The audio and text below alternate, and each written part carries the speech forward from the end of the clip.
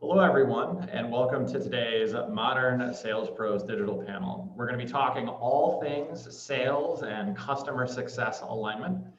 And today's conversation is sponsored by our friends at Chili Piper. We've got some amazing panelists here. I think we've got some serious years of experience and lots of great stories. And before we jump into all of the great content that we have today, we want to get to know our panelists a little bit more. Jackie, Gemma, and Pete, we do just like to learn a little bit more about you. First, thank you for taking some time. We know you're incredibly busy. But what we'd love to ask our panelists is, now that we're kind of coming out of lockdown, where are you most excited to travel to now that the world is opening up a little bit more? Not a trick question. It's okay if you say like the local pub or whatever, but generally, where are you most excited to go to now that the world is starting to open back up? Who wants to go first? No, Gemma, that was it, you. I'll go first. Okay, so I'm most excited about going on my honeymoon, finally. Whoa. Yeah, so that's a big one, and yeah, really looking forward to it. Got married during the pandemic, so didn't have the wedding that I planned, but was able to go big on the honeymoon, so looking forward to that. And it's Love it. Where, or do you have actually a destination in mind for the honeymoon, or you're just like, hey, look, it's all booked. It's all booked. So we're going to do a tour of the French Polynesian islands and Oh, wow. different types of eco retreats and an overwater my bungalow. goodness. We're doing one of those overwater bungalow things as well, so it should be pretty fun. That sounds Amazing. Can we join you as well? I think that would be important. Probably not. Yeah, probably. Yeah, I think it's going to be a hard trip. I might need some help, definitely. Okay, Yeah. excellent.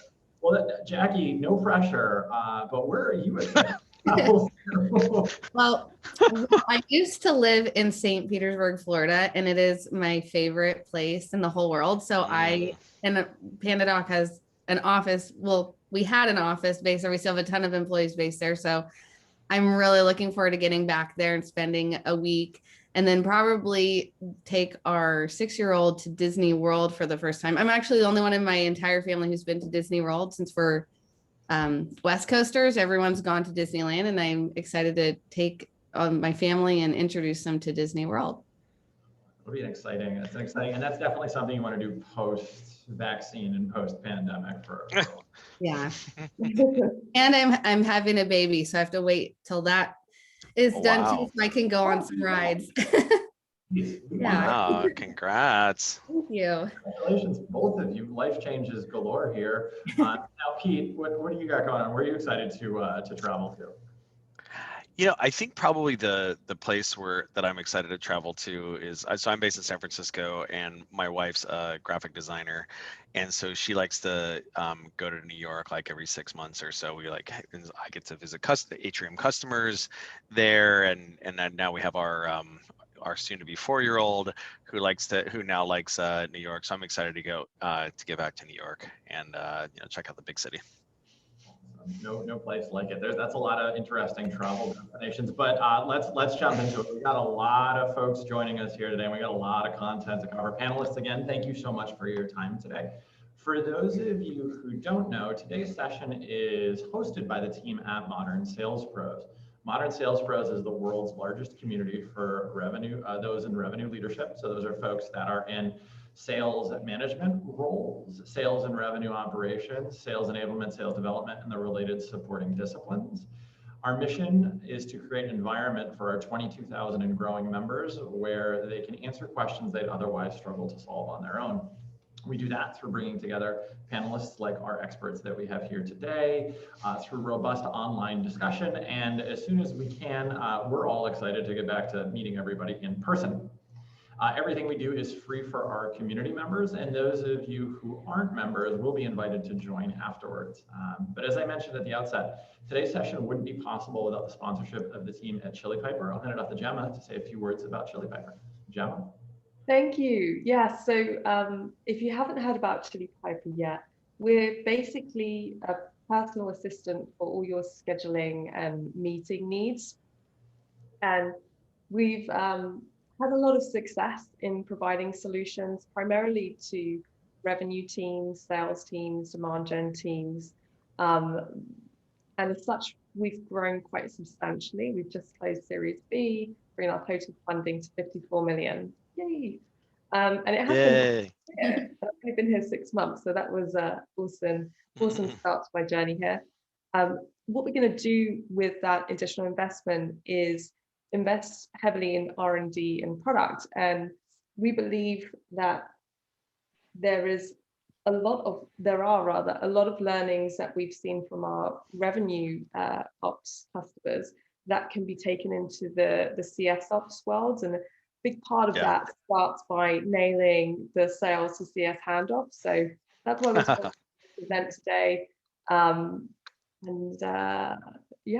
think that's the main overview of Chili Piper. Me personally, I've joined as Vice President of Customer Success, and I also look after customer support. We wrap it up as one organization. One of the reasons why I joined Chili Piper is because my focus is on building teams from the ground up in very high growth environments, and I've been able to do that. We've doubled ARR in the time that I've been here, as well as raising the additional funding. Another reason is because we focus heavily on B2B SaaS customers, and that's great because that's my background. So I'm very fortunate to work with similar-minded people. Jackie, for instance, at PandaDoc, another awesome tool that improves efficiencies for customer success and sales teams, is an example customer of Chili Piper. And CS to us is all about creating and retaining happy active users. So while some CS teams are focused on renewal outputs only, or upsell outputs only, we really focus on driving product adoption. And that's important to us because we look after customers going from freemium subscriptions all the way up to 6-figure yearly annual subscriptions. Nice. And I'm Pete Kazanji. I'm one of the founders of Atrium. We make data-driven sales management software that helps sales managers better use data to improve team performance. And we are massive Chili Piper fans over here. Our SDR team uses it, our AE team uses it. I swear to goodness, Chili Piper Concierge is like black magic. I couldn't live without it. So we're big fans of that. A little bit about the SDR organization, the AE organization, or the CS organization all roll up to me. Over here, a little bit about our CS motion. So Atrium, because we make data-driven sales management software, that has a little bit of a superpower insofar as you can set up an amazing data-driven sales analytics harness in about 2 minutes by just logging in with your Salesforce credentials. We have a very easy in sales motion in distinct contrast to like your more like lumbering kind of like Lookers or Tableaus or what have you. And so what that has really serious customer success impacts and implications. So we typically enter an organization. We have a very landy, expandy sort of sales motion. So we enter an organization, in a given team, whether it's an SDR team or maybe an SMB AE team. We get to success. We prove utility, end up transacting with that team, and then expand from there. So usually what ends up happening is there's a lot of CS AE alignment there, because the AE is closing that first transaction, whether it's like $5,000 or $10,000, that's going to customer success for for adoption and utilization and engagement, and kind of bringing them along that data-driven management journey, while the AE is continuing to run along to other parts of the organization who could benefit from Atrium. So there's a lot of synchronicity that's required, a lot of coordination there, and so that's why I'm really excited about the topic today. Just a little bit more background about me. I'm one of the founders of Modern Sales Pros, and I also wrote a book on early stage go-to-market for startups called Founding Sales. So that's me. And I'm Jackie Bowie. I am a manager in the CS org at PandaDoc. Similar to what Gemma mentioned, our VP of Customer Success oversees support our CSM team and the services team, which includes onboarding. And I'm a manager in the customer success team. So I manage a team of CSMs. I personally have about 8 individual contributors on my team, and I report to our director of customer success. My responsibilities include, taking part in reporting, helping with training, developing processes, and then managing a team of individual contributors as well. And also similarly to what Gemma said, we really focus on adoption and making sure that our customers are getting the full experience and the value out of our tool. Our metrics involve renewals, retention, and revenue, but I kind of view it as almost like a farming analogy, where if you're always going to harvest and harvest and harvest, but you're not tending to your crop, you're going to go back and have less and less to harvest. So our CS org is really providing that nurturing. They're nurturing the crop, they're tilling the soil, so that way when we go to harvest, when it's time for renewal or time for expansion, that there's more there. And so everything we do is really focused around nurturing so that we can see good results for those metrics that we care about. Awesome. And thank you all for the introduction. As our audience can hear, a lot of perspectives here. Real quick, what we're going to go through today, and I want to hand it over to the speakers soon. We're going to talk about the handoff process. We're going to talk about setting expectations across teams, keeping the roles and responsibilities really clear, and then also give everybody who's joined us here today a couple tips to get quicker time to value. 2 housekeeping notes before we jump into things. First and foremost, and it's already the first question that's asked, the recording will be made available. It'll be up on the YouTube channel. It will be on the MSP previous events page, included with all of the takeaways. Number 1. Number 2, please do use the question and answer panel. You can upvote and respond to others' questions in there. And as well, we're not going to get to all of them. That gives our panelists a chance to maybe catch up with you afterwards and talk a little bit more about your great question. So with that, let's jump right into this. Gemma, let's start with you on this. What does that smooth sales to customer success handoff look like? What does it look like in your world, and where have you seen where it's just world-class and excellent? Yeah, so you've mentioned it here. It should feel like a trust building exercise for your customer, right? So customers join you in the hope that you're going to make them successful. They may not have worked with you before, so they may not know how you're going to do that. And it's your responsibility to make that very clear to them early on in the sales process. And then initial handoff, the first introduction, touch point, kickoff, whatever you want to call it, should really be a confirmation of what you've already learned about your customer. And it's so important to get this right. I mean, if I was to use an analogy, if you don't get the handoff right, it would be the equivalent of, sending people on a passenger plane without giving the cabin crew passenger details for the destination. So how do you expect your cabin crew or your customer success or onboarding team to provide the expected experience if they don't know if that person is business class, if that person is just happy to be on coach and get to the destination? And then also, what is the destination? What's a primary destination? What's a secondary destination? How can we make sure we're getting them there as quickly as possible? The timing is super important. So it is a first impression piece. And I think the handover should feel like a trust building exercise, but the longer it takes to hand over, the harder it is to prove trust. So I think response times are really important here, making sure that you have all of the backstage stuff sorted so that the minute the contract is signed, there's not a panic station of, I'm a salesperson, I've just got this contract, what do I do now? Who's going to take care of it? What's their availability? Do I need to speak to a manager to get them signed? When is the customer available? All of these things can take 6 email back and forth, maybe weeks before that handoff on stage with the customer actually happens. And that's the easy stuff that you just have to get right, because onboarding is hard enough in itself. Getting the handoff to happen quickly by having good backstage processes is super important in trust building.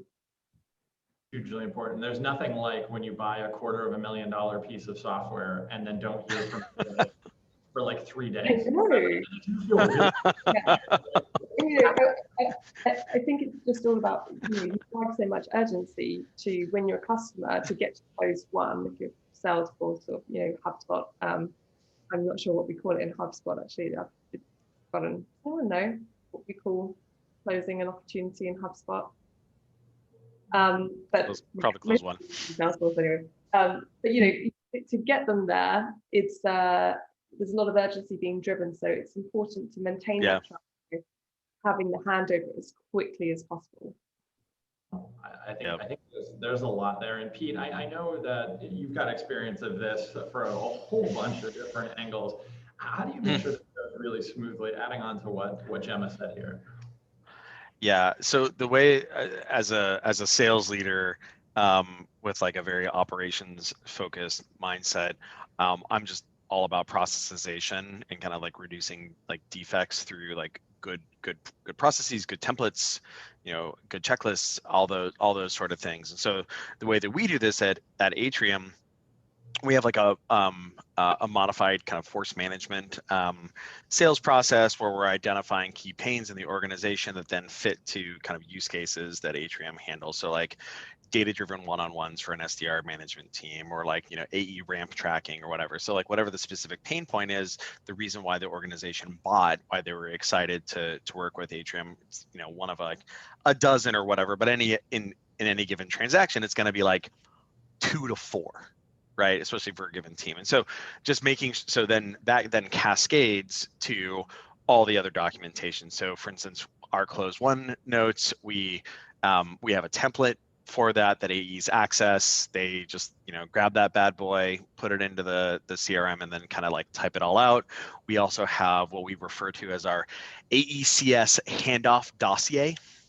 Sounds really official, which of course is I know it's French, and which of course is like fully templated, and so what it does is it creates a forcing function for the account executive to take all the information from the prior 30 days or 60 days or 90-day sales cycle, whatever, and then synthesize it at that moment, because otherwise it's just kind of like off into the ether.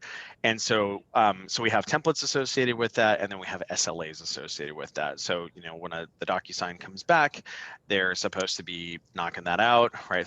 The DocuSign or the PandaDoc or what have you comes back, it's it's closed. They're going to go ahead and close when that. They're supposed to do that within a couple of hours of that coming back. And then on the dossier side, because it's like they're supposed to schedule a half hour, because like it's like a real document. They're supposed to schedule a half hour to knock that out for themselves in the ensuing 24 hours. And then of course there's a handoff email that happens immediately, right? So like as Gemma was kind of noting, want to get that handoff happening really quickly. Somebody just dropped like $25,000 on Atrium. They're like, hey guys, I signed that thing. Where's my white glove situation? And so the AE like when the AE is doing the close one notes, they also do that handoff. On the CS side, there's our SLA response acknowledgement. It's like, hey, we've got this. We may, it may take may take an hour or two for us to schedule, right? And actually, now that I'm saying that aloud, if they just had their Chili Piper link in the response, they might actually handle that case. But it might take a little bit of time there, but at least it's like acknowledged. And so those are some of the ways that we make sure that we have good continuity there from an experience standpoint, but also from like an information capture standpoint. So it's really just all about like templates and SLAs. I think there's a lot there. And Jackie, I know when you were talking about with PandaDoc, right, you run the gamut of freemium to 6 figures. How do you drive alignment there? So it's not the hot potato handoff or the, oh, well, it's fine. That's Jackie's problem. I'm going to go hang out on my yacht or whatever salespeople do. Yeah. So we do work really closely with the sales team. And because we have a specialized onboarding team, we kind of have 2 handoffs from sales to onboarding to customer success to the CSM manager. So what I like to think of it as is really the experience for our employees and the experience for our customers are not at odds. Really, if it's a clunky, frustrating process for our AEs and for our onboarding team, it's going to be a bad experience for our customers. And so very similarly to what Pete was getting to, we really like to make it very smooth when it comes to like the tools and the processes and the templates and what the steps are. So that way there's no confusion. There's no tragedy of the commons waiting for someone else to do something. It's all very, very clear. We do, like with the information transfer, it's very important. And I can actually answer one of the questions from the Q&A in this, because I was going to get to that anyway, but about how to minimize the repeat questions. The last thing that you want as an onboarding specialist is to come in and say, so what's your pain points? So why did you buy us? You know, we should have that information. And so we do have it in our closed one opportunity notes, but if there is an onboarding product in the sale, in the opportunity, it automatically creates an onboarding case. That way that can get assigned quickly, and it pulls notes in. And there's also some things that the AE does need to fill in that it'll get assigned. So that way that onboarding specialist can reach out right away, try to make it very timely. I think timing, process, and information transfer is really the three things that it comes down to. And then the way that we handle that is because we don't want to also just assume based on the notes. So we'll put in, and we use our own product for this. We have a document, an onboarding document, onboarding deck that we use in PandaDoc on our meetings. And we can say, here's the information that I have from the salesperson.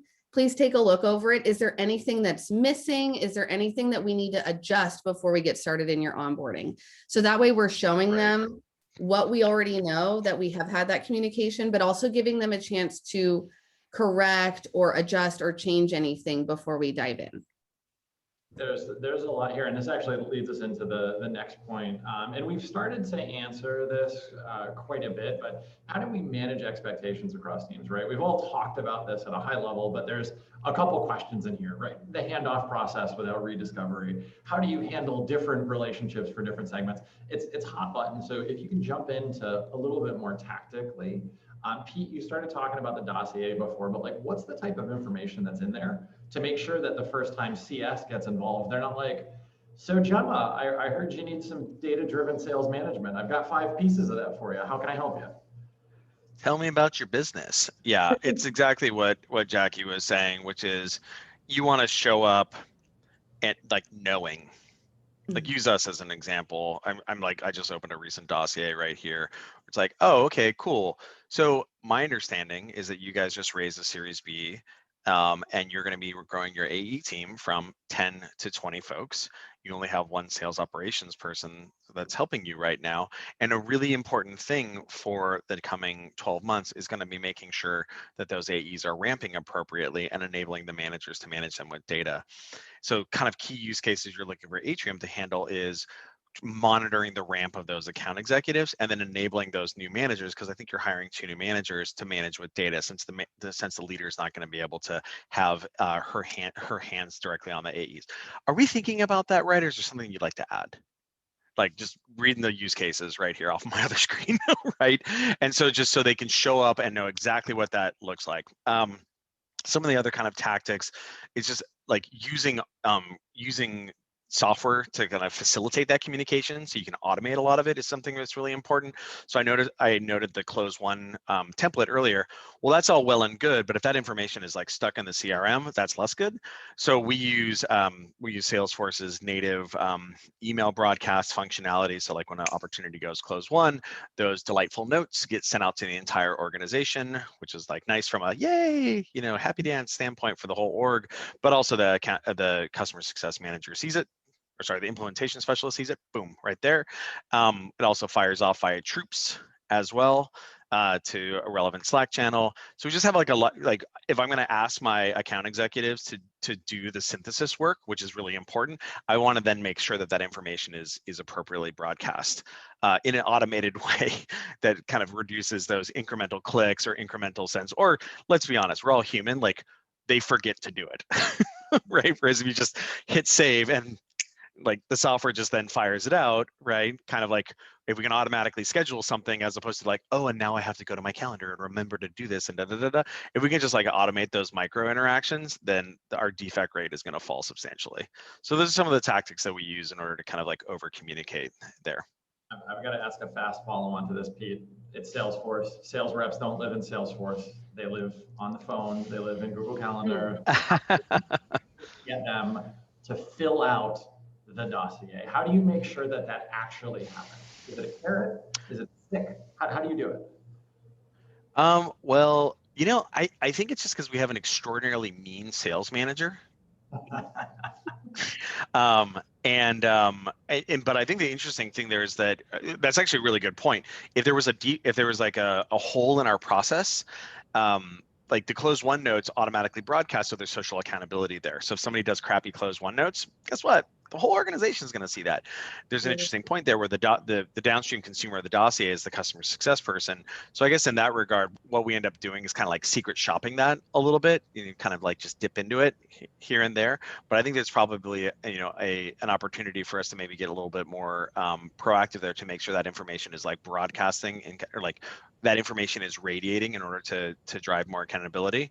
But I think it's like a carrot and a stick situation. Like, we just have an organizational culture of like, operational excellence, but, humans do kind of fall down. And so just making sure that you have opportunities in place to kind of like go in and secret shop to make sure, and like you're kind of dipping into things to make sure that there aren't defects showing up is a good way of handling that.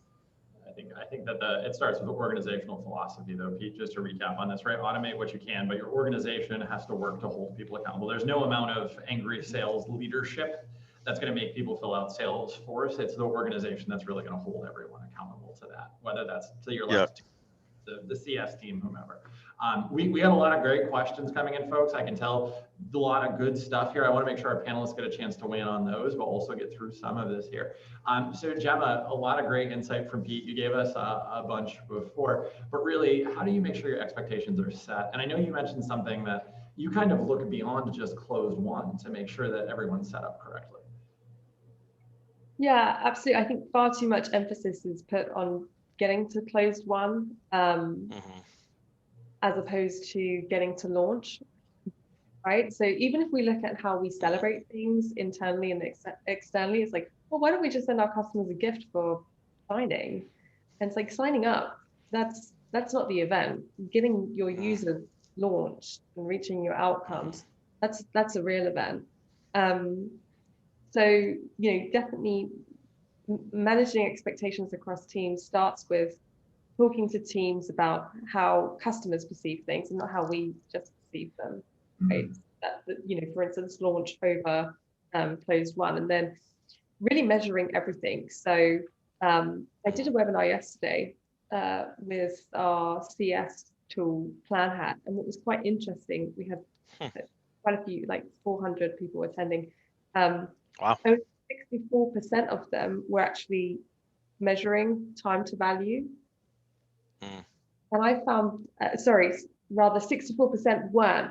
64% weren't measuring time to value. And I found that really interesting because I thought, well, if you have no concept of how long it's taking to get from signature to launch, or, it could be time to first value if you're measuring it from signature to kickoff, or first touch point with your customer, then how are you going to manage expectations across teams to make that experience better for the customer? So really measuring what it is today, not what sales says it is, not what the onboarding pack says it is, but measuring what it is today and looking at where it's taking a long time, where we're getting stuck. Is it is it customer tasks that we're getting stuck on, or is it internal tasks like finding the appropriate person to speak to the customer or get on a call?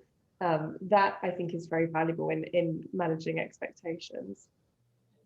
There's a couple questions that have come up on this, and Gemma, I'm going to throw these at you in real time, but you mentioned kind of value and getting to value and getting to that desired customer outcome. How do you make sure that that's captured, confirmed, and then as the customer evolves, that you're evolving what value looks like to them? How are you doing that, or how have you seen that done? Yeah, so similar to what Peter said about, ensuring that you've got a quality of strong notes in the handover and using troops and being able to dip into it. We also continue that after closed one. So the way it works in Chili Piper is, the salesperson closes the deal, sends a customer a welcome template. In that welcome template, they've got a round robin to the appropriate account manager. The account manager has a template that sends them access to something that we call Chili Hub, which is an area where we've pre-populated some of the information that we got from them from the Salesforce record, and then we ask the customer to take a look at it, like Jackie mentioned, make sure it's correct before the onboarding call. We go through it in the onboarding call. What's also interesting is that the CSMs continue to use that Chili Hub to iterate upon any new objectives and outcomes being achieved. So an example, something immediate that we often send back during onboarding is the rest of the tech stack that maybe they didn't talk to us about during the pre-purchase experience because it wasn't as important then. But now that they've got past the initial kind of setup, they're really thinking about how they can improve efficiencies in some of their other processes with Chili Piper. So we can then send that information that we're capturing from CS back into sales. And because we have account management in sales, upselling and cross-selling, it's like this kind of perfect harmony of capturing the value, sharing it back, doing something with it, whether it's a growth opportunity or a risk opportunity, which it could also be if we're behind on reaching certain outcomes. There's a lot of great points there, and I think the thing I want to highlight for our audience is if you're really not tracking the time between certain milestones on the deployment, not just the tool they bought, if you're not looking at those the same way you look at optimizing the funnel, you're missing an opportunity to have an even better customer experience, and also you're missing an opportunity to identify maybe some bugs or some gaps in your handoff and deployment process. And Jackie, as a recovering sales engineer, you were speaking my love language when you talked about rules of engagement. Something I've preached this gospel for a while, but I'd love to get your perspective here because I know at PandaDoc you have some pretty robust rules of engagement to make sure things go smooth. Yeah, we do. Of course, there's nothing to prevent necessarily a customer from like CCing their salesperson back in on an email or anything like that, but we do have very clear timelines and timeframes for when different people own different conversations. So pretty much from the time that the onboarding handoff happens, the onboarding person is the go-to. And if the salesperson gets sent an email, they'll loop in the salesperson so they know. So that way that that email doesn't sit there, right? Because once the salesperson, their job is to make another sale. So once that sale's done, it's not part of their best interest to necessarily stick with that person super long term. They need to get on to their next sale. And so that's one of the things that when we're making these rules of engagement, we really want to advocate for each individual person, and the managers really need to get on the same page. It's their job to come advocate for what their team needs. And then the CS person, the onboarding manager, they're going to advocate for what their team needs. Compromises will have to be made, but making sure that it's very clear who owns what part of the relationship so that stuff's not getting dropped at all. And so we do have very, very clear rules. I think one of the other things that in terms of managing the expectations, one of the challenges we had last year was that some of our onboarding packages were very nebulous. And so sometimes salespeople were selling the wrong package. The onboarding person's coming in, the customer doesn't want to hear, hey, you bought the wrong package, now you need to pay more or whatever, right? So we revamped our packages. We made them very clear. We added some different ones because similar to what Chili Piper has, we have customers all across the board. They're not the same use case. They're not the same industry. They don't have the same needs. And so their onboarding can look very different. And so we tried to really make good modular packages and then train the team on them. And what we also do to make sure that expectations are set is when we launch something big like that, the onboarding team, the CSM team, and the sales team are all on one training. They're getting the same information. They're hearing the same Q&A. Everyone is on the same page so that there's not any confusion there as well. That was very kind of you. I think all of our sales managers are like, yes, the sales team, they didn't know. They were selling the wrong package. They just need more education. Well, and I think this actually lines up into our next point here. And Jackie, I would love for you to actually talk a little bit more about that, because that's where the rubber hits the road. If the AEs don't understand the difference between silver, gold, and platinum onboarding, they're just, I don't know, which one do I get paid more on? Okay, cool, that's what you get, Gemma. Yeah. Versus understanding why it's good for them. So can you talk a little bit more about how you resource the entire go-to-market when you roll out a new package? Yeah, so our onboarding team they'll own the defining of what the packages are. They will work with the sales team to hear what are customers needing.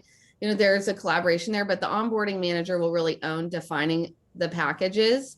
And then once that's nailed down, they'll roll them out. So that means doing the training. It also means getting the documentation updated. All of our, onboarding packages are broken down in a document, and then they're also updated in the Salesforce product, so that all of that process is released at the same time, right?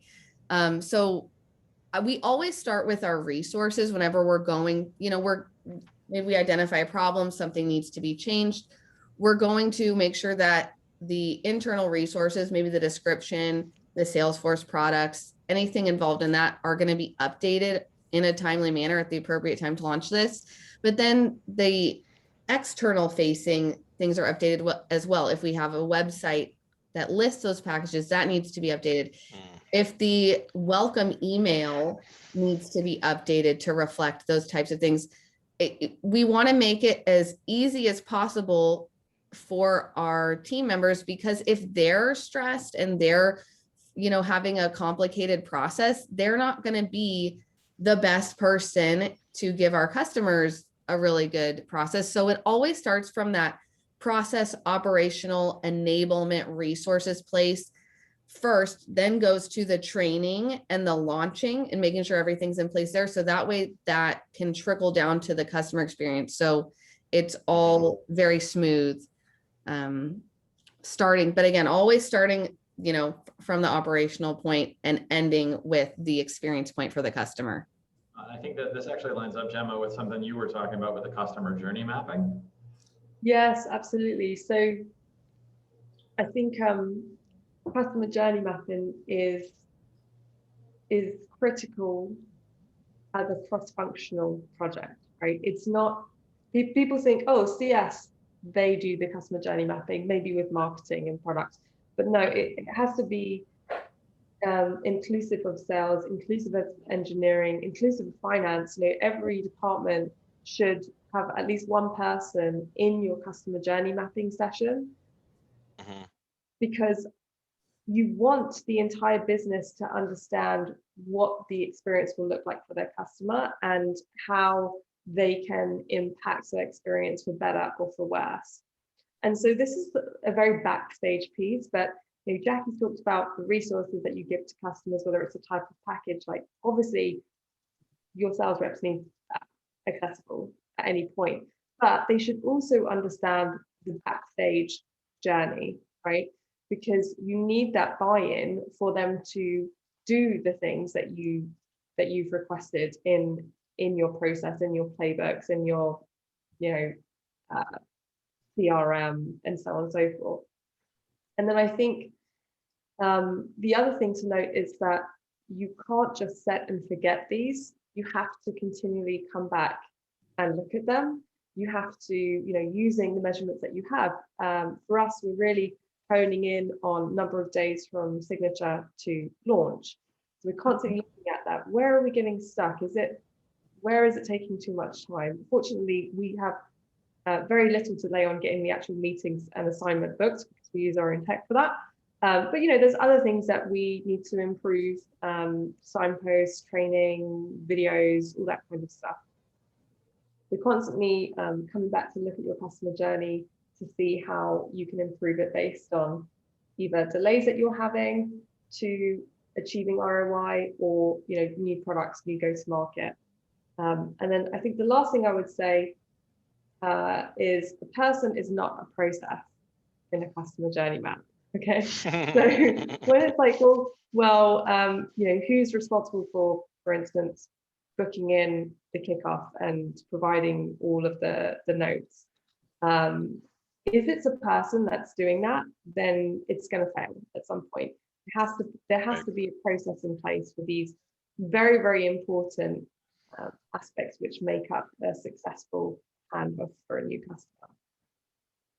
I think the thing I think I saw something on LinkedIn, like a customer doesn't care about your marketing nurture. They care about unlocking the outcome and really starting with that journey and recognizing it's every part of your business is super important. Folks, keep the questions coming in. I promise we're going to get to as many of those as we can. We just got one more point to get through here. But Pete, just lightning quick, you've said a lot on this, but just a couple key points on you know, keeping the swim lanes clean.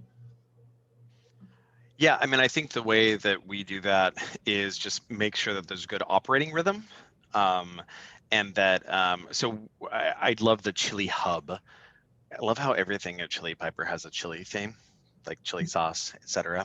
It's powered by Plan Hat's customer portals, by the way.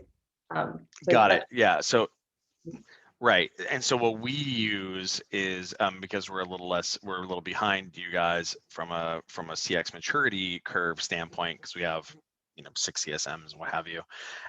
We could aspire to be as rigorous as as Chili Piper and PandaDoc, but we use good old fashioned Google Doc for that. Shocking. That where we have we call it a success portfolio. It's not it's another fancy word, kind of like dossier, and where we're tracking success over time, but also initiatives. Right. And so we have a good operating rhythm in place where our CSMs are engaging with, like, obviously we have quarterly business reviews, but then on a monthly basis, they're trying to check in by email, like, hey, are there any new initiatives, any new data-driven sales management initiatives we can help with? Anything that's kind of top of, oh yeah, you know what? We actually started, ramping a bunch of new SDRs, and I hadn't mentioned that to you. Can we maybe get some time to do that? Oh, okay, cool. Let's put that in the portfolio. And so now there's a new initiative in place there. And so just like having that operating rhythm going such that people are coming back to it, and then now that kicks off a process and some meetings and so on and so forth. So just rhythm, operating rhythms with back checks and documents and lots of calendaring is how we keep these swim lanes clean. This is great. And folks, I want us panelists, I know we're moving real quick here. I want to get through this in 2 minutes and then start to go through some of the questions, because I think there's some good questions here. So just quick thoughts on really, getting quicker time to value from a customer's perspective. Pete, we'll start with you, and then we'll go Pete, Jackie, Gemma, and then we'll start to jump into some of these amazing questions. Yeah, I mean, I think time to value there, and a really important thing to think about there is kind of like a crawl, walk, run sort of situation. One thing that we kind of cheat a little bit on at Atrium is that because we sell on customer data, because it takes it takes 5 minutes for an organization to come in and light up their CRM data, their Salesforce data in Atrium. So usually a customer is partially implemented by the time that they get to, and it's part of our sales process, right? Because then people are like, oh my God, this is amazing. I don't want to go away. I'm going to buy this. But what we look for is kind of a quick win. So instead of hey, here are this, 4 use cases that you purchased for, it's oh, well, in our first interaction, let's just do this little micro thing right here. Right, and let's get this dashboard broadcasting to you and bookmarked in your bar, and broadcasting and calendared and bookmarked in your bookmarks bar, and we'll come back in a week, and we'll and you're going to make a commitment to me that you're going to consume this and you're going to use it to manage some of your manage your reps and so on and so forth. We're going to come back in a week and we're going to see how that worked, right?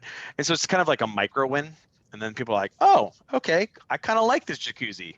Now that I have my ankle in, I guess I'll go in up to my knee. So that's how we approach that.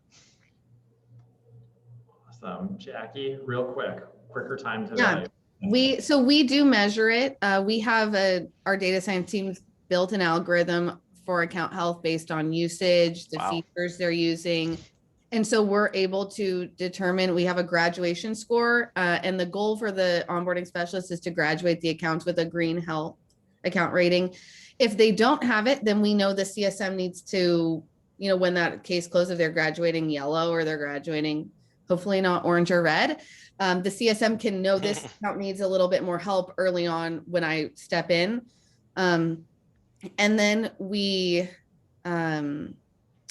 also, the onboarding specialist is there to provide that in-person help, but we do have a lot of self-serve resources. Customers are very different. Some don't want to do anything until they talk to someone, and some want to get started right away. And so our onboarding team actually sends links to all of the self-help resources so that customer can get up and running and start it as quickly as they want to while they're scheduling their meeting, if they want to get started at all ahead of time. Awesome. Gemma?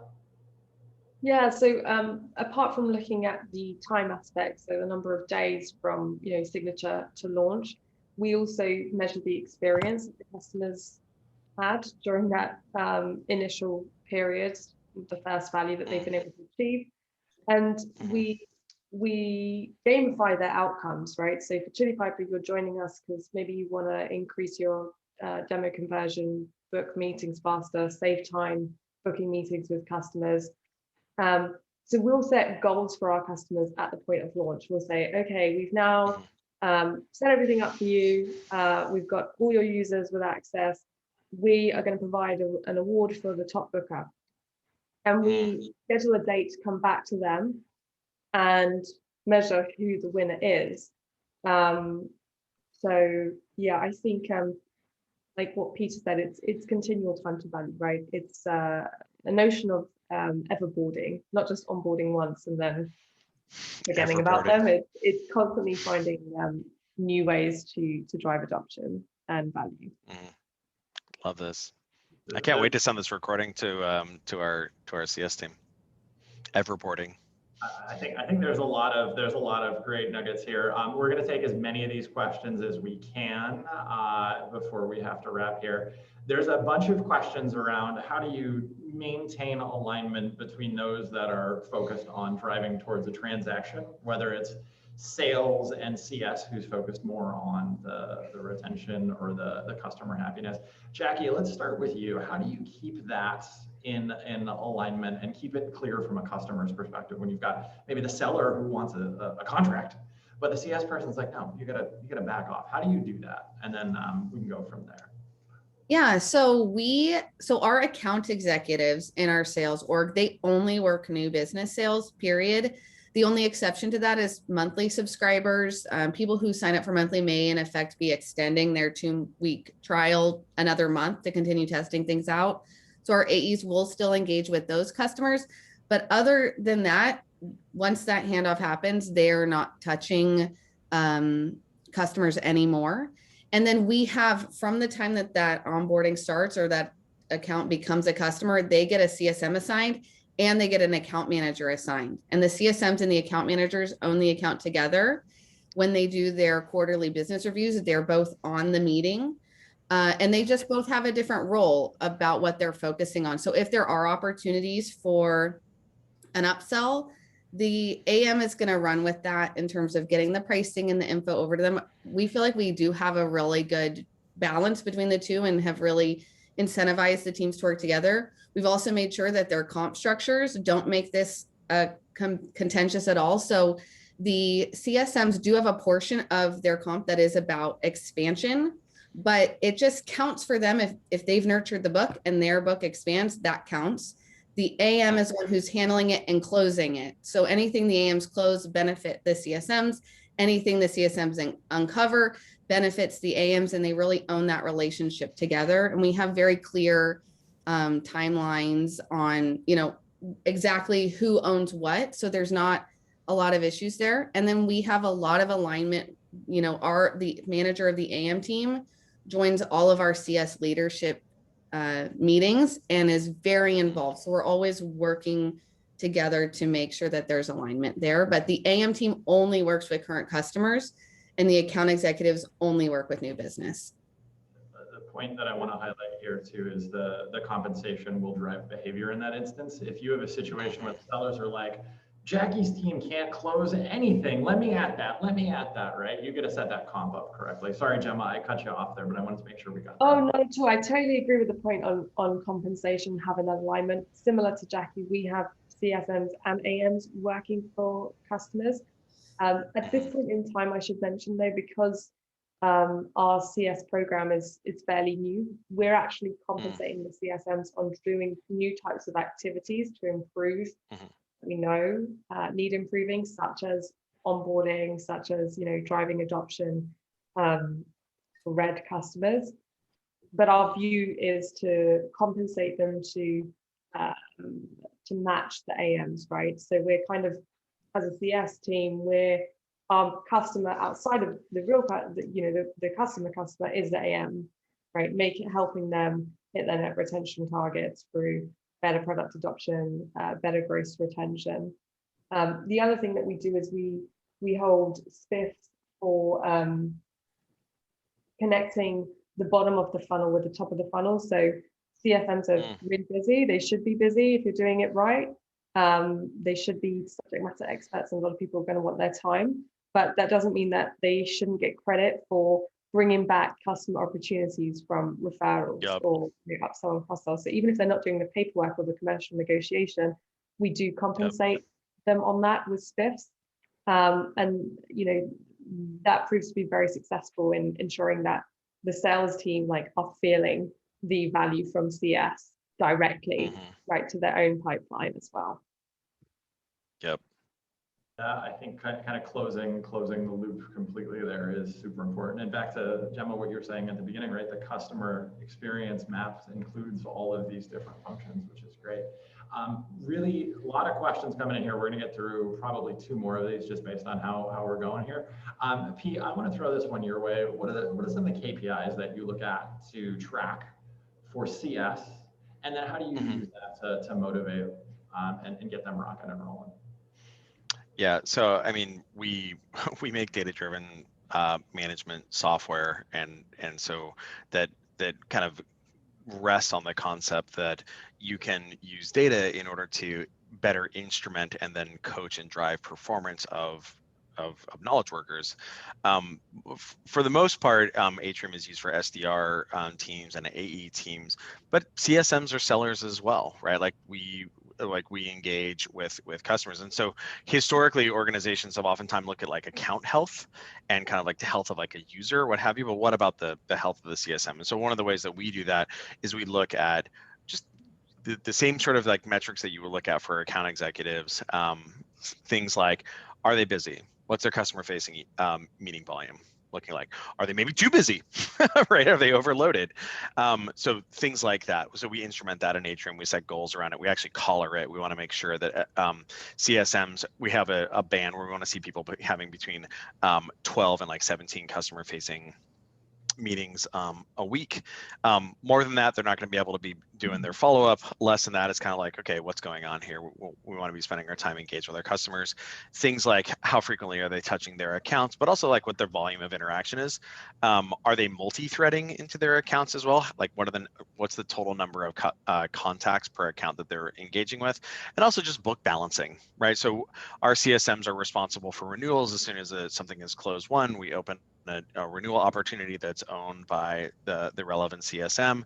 And so it's very easy for us in Atrium to see what that leveling looks like how many opportunities does each CSM have? How's it trending? Is it going down? Is it going up? Is somebody overloaded? Do we need to, and this helps us with resource planning as well. And then of course there's lagging indicators as well. But one of the big tenets at Atrium that we talk about is good leading indicators drive good lagging indicators. And so if you're only looking at things like renewal, where does renewal rate come from? Renewal rate comes from engaging with your customers on a recurrent basis in a high quality and high activity fashion. So let's make sure that we're instrumenting those leading indicators, but also let's look at those lagging indicators like renewal rate, upsell, all those sort of things, but not in isolation. So those are some of the metrics that we pay attention to. And then we consume it on a recurrent basis. We look at some of the more granular stuff, like activity level things we're looking at on a weekly basis. And then we have a metrics review meeting every month in order to look at some of those lagging indicators too. There's probably a class that we have to do together just on that topic alone. And for all the folks, great questions. We're going to actually wrap because unsurprisingly we're at time here. Before we wrap and shut everything down, Pete, Jackie, and Gemma, I want you to start to think about one takeaway for our audience here. One thing that you want them going home with, if they maybe had to tune out for a little bit, going home with, wrapping up the day with, not necessarily going home. Pete, let's start on this. Just one key takeaway for our attendees here today.